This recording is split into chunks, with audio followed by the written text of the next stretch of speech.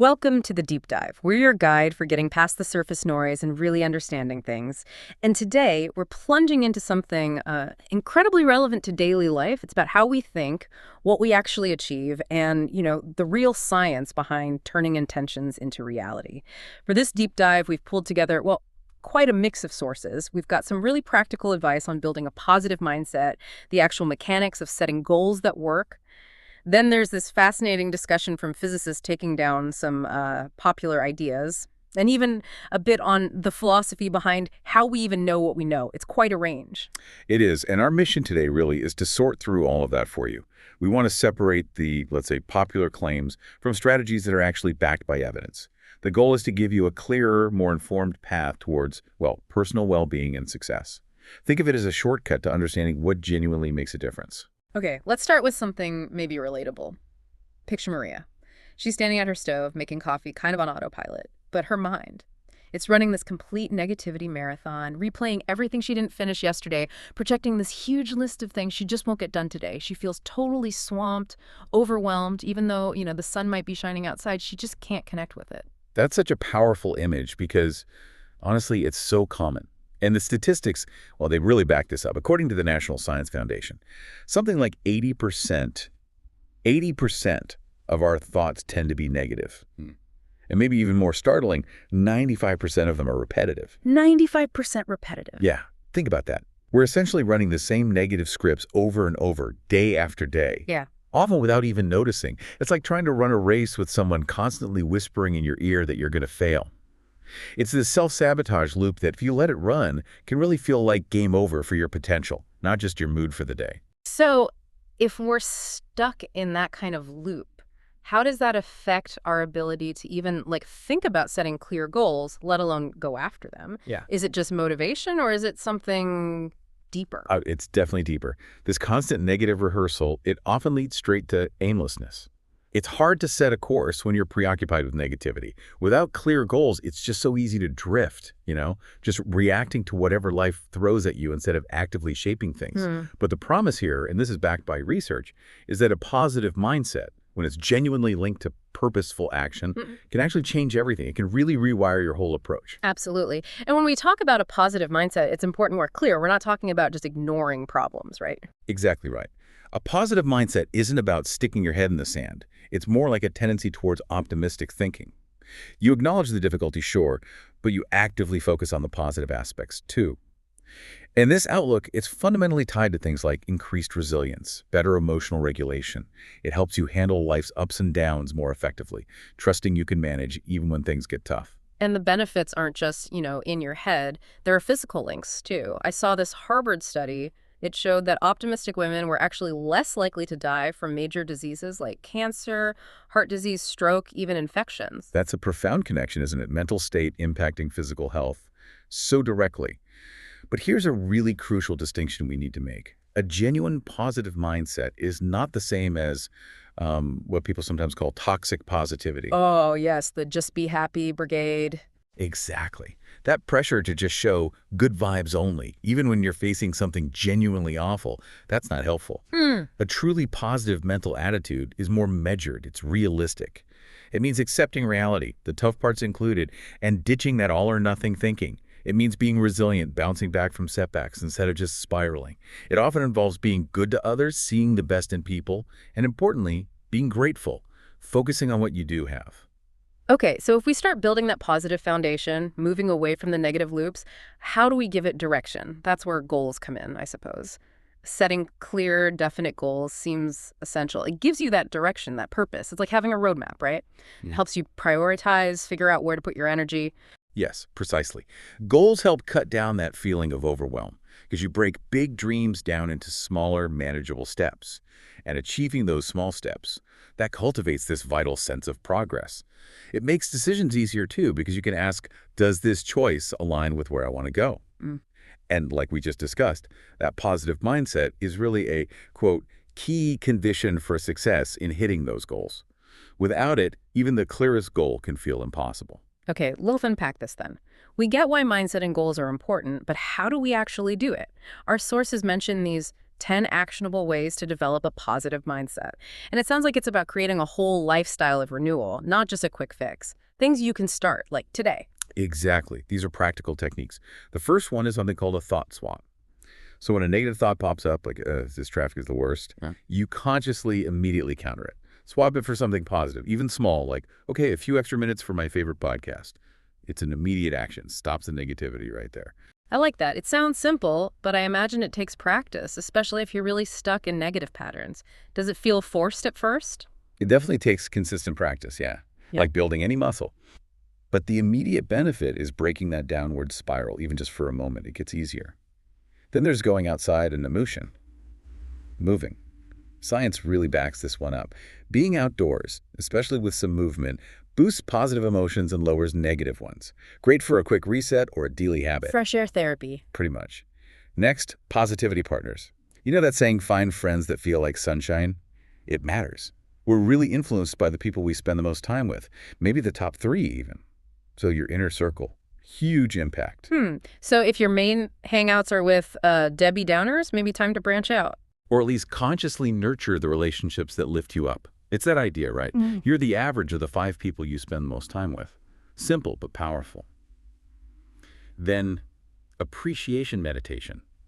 This is powerful stuff, spending maybe 10 to 30 minutes just reliving grateful memories, really feeling that gratitude. It actually trains your brain to look for more things to be grateful for. Makes appreciation more automatic. Training your gratitude muscle.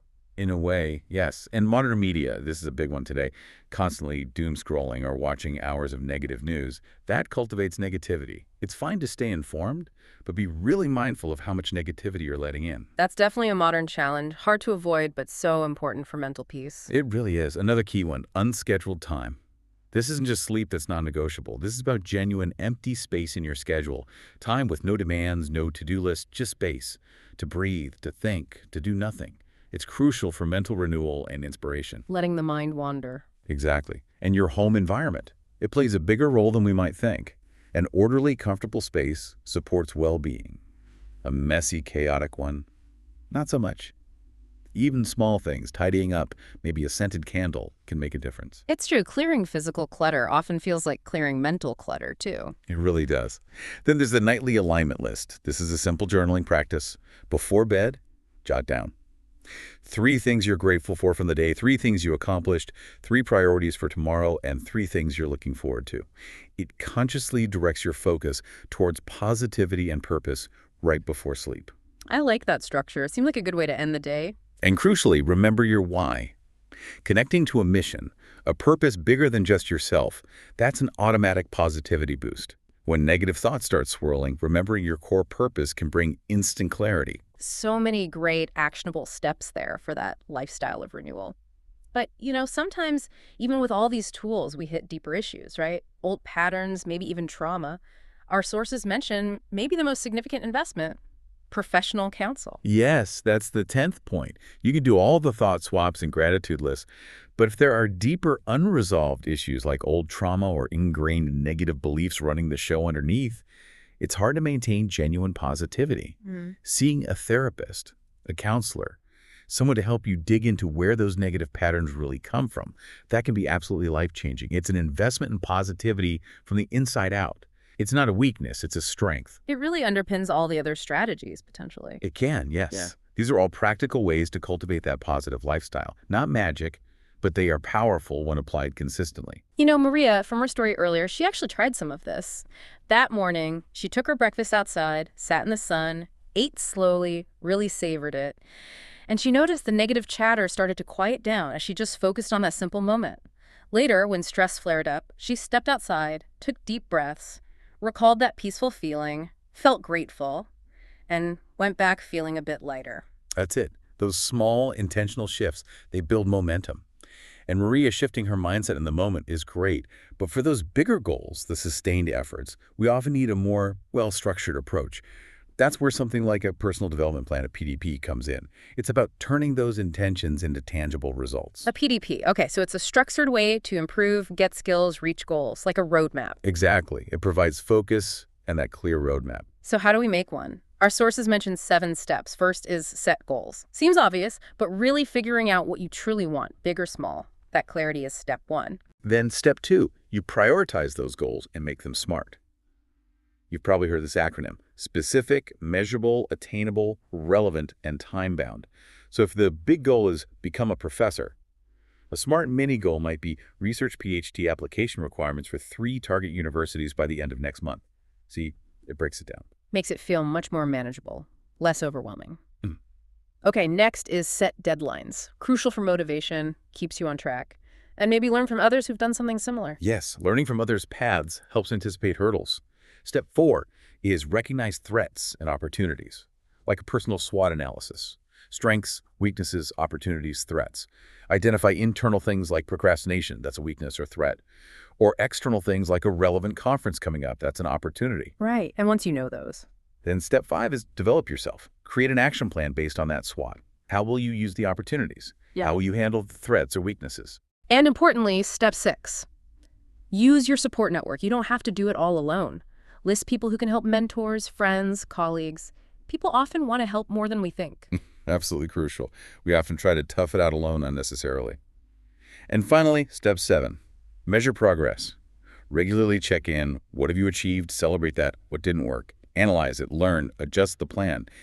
It's a living document. That PDP framework sounds really solid. But beyond that specific plan, is there more science on just generally increasing our chances of making big changes stick? Yes, there is.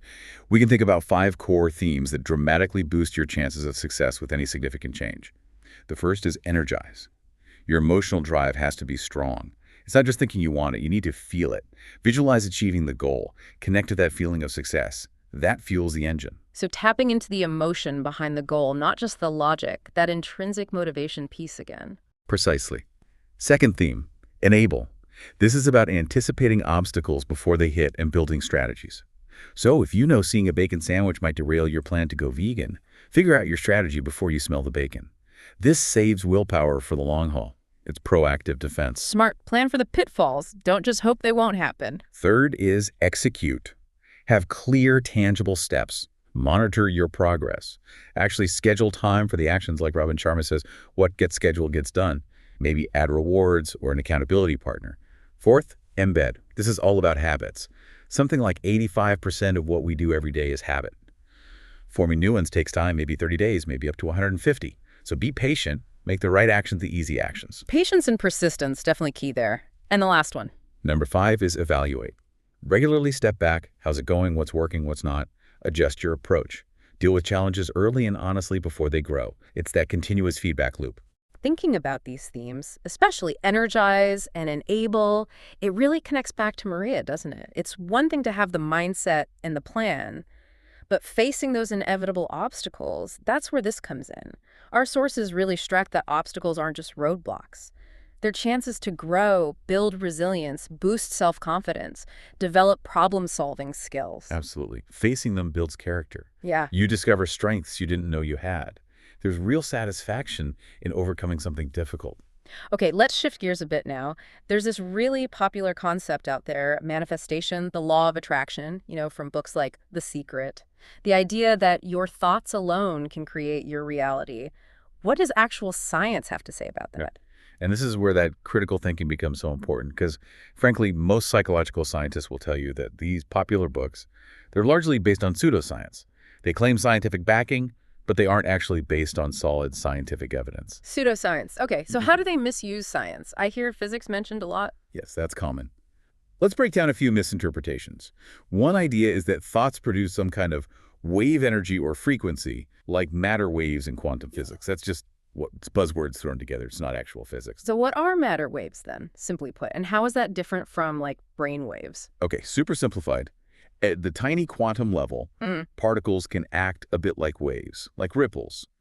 But to leap from that, to say your thoughts, to create similar waves that somehow pull a new car into your driveway, there's just no physical basis for that connection. Brain waves, the things EEG measures, those are electrical signals, voltages in your brain activity. They aren't some kind of force beam attracting things in the universe. You're not a magnet in that sense. Got it. So my thinking, new car, isn't sending out literal car-attracting vibes into the cosmos. In a physical sense, no, afraid not. And things like the Higgs boson, it's huge for physics, confirming the Higgs field.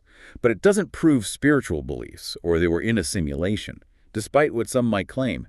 Crucially, the law of attraction lacks any real mathematical framework or testable predictions.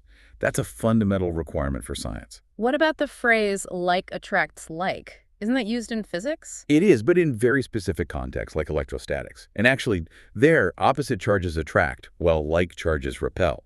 So using it as a universal law for thoughts attracting desires, that's twisting a limited physics concept way out of context. And the observer effect in quantum physics, often misunderstood.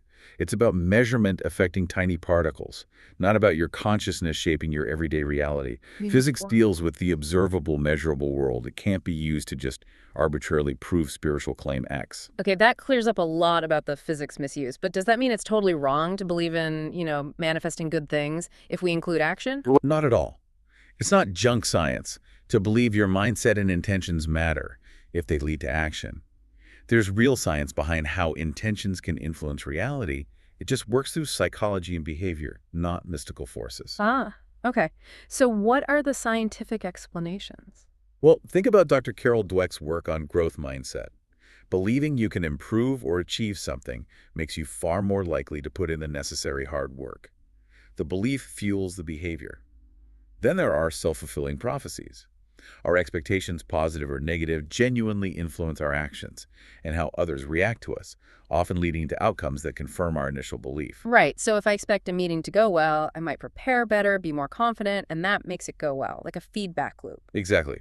Belief drives action. Action reinforces belief. There's also the negativity bias. Someone with a positive outlook tends to notice and remember the times things did work out, their successful manifestations. A negatively biased person might experience the same events but only focus on the failures. Our perception filters reality. Makes sense. And finally, there's research on upward spirals of positive emotion by people like Dr. Barbara Fredrickson and Dr. Sonja Lyubomirsky. Their work suggests happiness often precedes success, not the other way around. Positive people tend to think more creatively. They spot and seize opportunities, build better relationships, all things that make achieving goals more likely. So if we want to manifest based on actual science, what are the steps? First, sounds like get crystal clear on what you actually want, maybe through mindfulness or just talking it through. Yes, clarity is key. Second, manifest what truly matters to you. Ask, does this align with my values? Will it bring genuine happiness? Will it cause harm? This connects the goal to your authentic self. Good point. Not just chasing what you think you should want. Exactly. And third, visualize to generate positive emotions. Imagine the future scene vividly. The science here isn't about sending signals to the universe. It's about strengthening your own belief, generating positive feelings, which then motivates the hard work and resilience needed to actually do the things required to achieve the goal. You're programming your own brain, essentially. Programming your brain for success, not programming the universe. I like that distinction. Now, we've talked a lot about what science says about mindset and goals and debunking pseudoscience, but to really grasp why we trust certain methods, it helps to understand a bit about how science itself thinks about knowledge. This brings us to a big idea called positivism. Positivism. Okay, I vaguely remember this. It's basically about sticking to what you can observe and measure, right? If you can't test it, it's not really scientific knowledge. That's the core idea, yes. Thinkers like Auguste Comte back in the 19th century argued that real, authentic knowledge comes only from sensory experience and rigorous scientific methods. Forget speculation, focus on the observable. They aim to find universal laws based on observation, using inductive reasoning moving from specific facts to general principles. It pushed science towards being verifiable, testable. And that thinking must have had a huge influence on fields like psychology, trying to become more scientific. Oh, absolutely massive. It pushed psychology towards quantitative methods. Think IQ tests, personality inventories like the Big Five. It emphasized systematic research, standardized methods, evidence-based theories like Pavlov conditioning. It gave psychology its scientific reputation in many ways. But it wasn't perfect, right? Yep. Psychology deals with messy human stuff. Exactly. That strict positivist approach faced criticism in psychology. How do you truly quantify complex experiences like love, grief, consciousness? Critics argued it could oversimplify human experience, reducing people to numbers and potentially ignoring rich, subjective accounts, the lived experience. So modern psychology isn't purely positivist anymore. It uses other tools. Precisely. Today, psychology generally embraces a more balanced approach. It integrates both quantitative methods, the numbers, the stats, and qualitative methods, which explore experiences through interviews, case studies, and observation. This mix gives a more comprehensive, holistic understanding. It values empirical data and individual narratives. It acknowledges that while measurement is vital, not everything truly important about being human fits neatly into a spreadsheet. And this balanced view helps us pick out genuinely effective strategies for growth. Which brings us right back around. Wow. Okay, so today we've really gone from the nitty-gritty of setting goals and mindset shifts all the way to the science of science itself. We've seen how our internal beliefs, our strategic actions, and having a clear-eyed view of reality one free from pseudoscience, they're all deeply interconnected in shaping our lives. It's not about magic. It's about method, mindset, and real commitment. That's a great summary. Cultivating that positive but realistic mindset, setting clear, actionable goals. These aren't just nice ideas. They're processes backed by solid psychological science. And applying critical thinking, like we did with the law of attraction, helps us filter out the noise and focus on strategies that actually work. It gives you a reliable path forward. So as we wrap up, here's something to think about. If our beliefs and expectations truly do influence our behavior and our behavior shapes our outcomes, what's one immediate, small, scientifically backed step you can take starting today to begin shifting your own personal reality?